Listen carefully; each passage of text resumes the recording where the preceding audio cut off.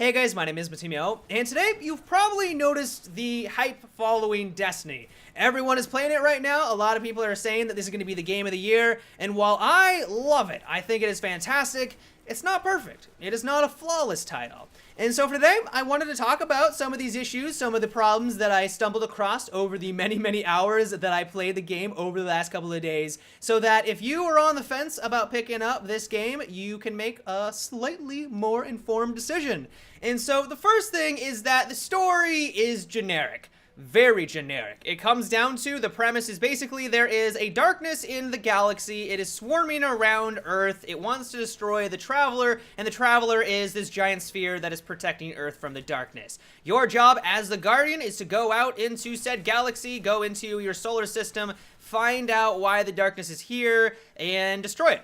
That's basically it. No, there's no character development. Don't go into this thinking that there's going to be a lot of great characters, very memorable characters. It's great to have Peter Dinklage as your little guide. He is your ghost, and he's going to follow you around and tell you what to do, but it doesn't really give you the best narrative by any stretch of the imagination.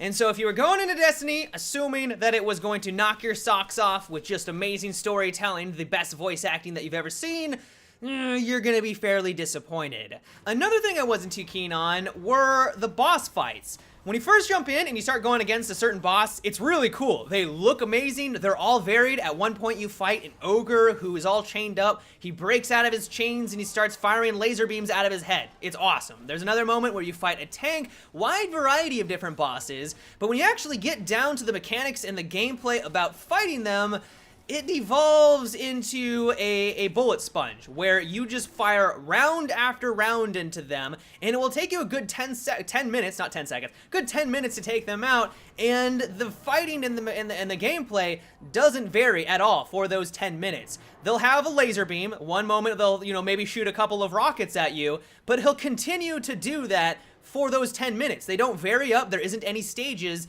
and the reason why I'm saying this is a little disappointing and why I'm saying that this is an issue for me is that if you look at any other MMO, and I know that Bungie keeps saying that this isn't an MMO, but when you really get down to it, this is a boss fight, this is an MMO fight.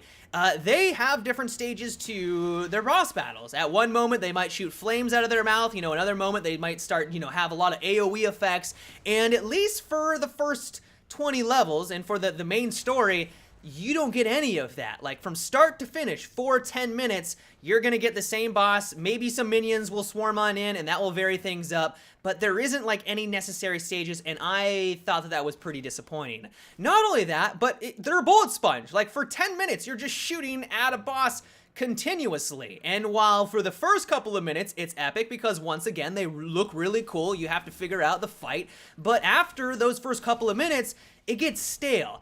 I think Bungie forgot that a hard boss battle, or an epic boss battle, doesn't come down to how long it lasted. I could shoot at something for 50 minutes, that doesn't make it epic by any means, but it comes down to the mechanics. Was there some sort of mechanic that you had to overcome? Did you have to work with your teammates in a certain way strategically to take out the boss? That what makes it enjoyable, that's what makes it epic, and just giving them a really large health pool, while yeah, it makes it a little bit more challenging because if you screw up once you're out in the open, that could mean the end for you and your little strike team, but it doesn't really make for the best encounter, at least in my opinion. And so I'm crossing my fingers that for the end game content, like the end game strikes and the end game rating, that they vary things up a little bit. Hopefully all of them are not just bullet sponges like they were from level 1 to 20, because if that was the case, then that would be a pretty big negative in my book. Another issue that I had, and this is nitpicking, like I am scraping the bottom of the barrel at this point, is that I was hoping that there was going to be more enemy species to take out. You got the Hive, the Fallen, the Cabal, and the Vex, and while every single one of them is unique, each faction looks distinct, they all look different, they all have their unique properties, you meet almost all of them by level 7, and you're still killing them all by level 20. And I was just kind of hoping that there would be more there. You'll spend a good 4 hours killing the same type of faction the entire time. And while that isn't a bad thing, because the gameplay is a hell of a lot of fun, like just shooting and killing things in Destiny is great. Like if you can't tell, I love the title. I think it's fantastic. But there was this moment in the middle of the game, like halfway through the campaign, I was like, oh, okay, we're gonna be shooting more goblins of the Vex. We're killing more of these guys. Okay, that's fine. I'm having fun. I'm still killing them. But I was hoping that there would be a little bit more variety there. As for the PvP, the competitive combat, while I admittedly am not the best at console first-person shooters, like the last console that I owned was a PlayStation 2. So it's taken me a long time to get adjusted and get acclimated to the controls once again.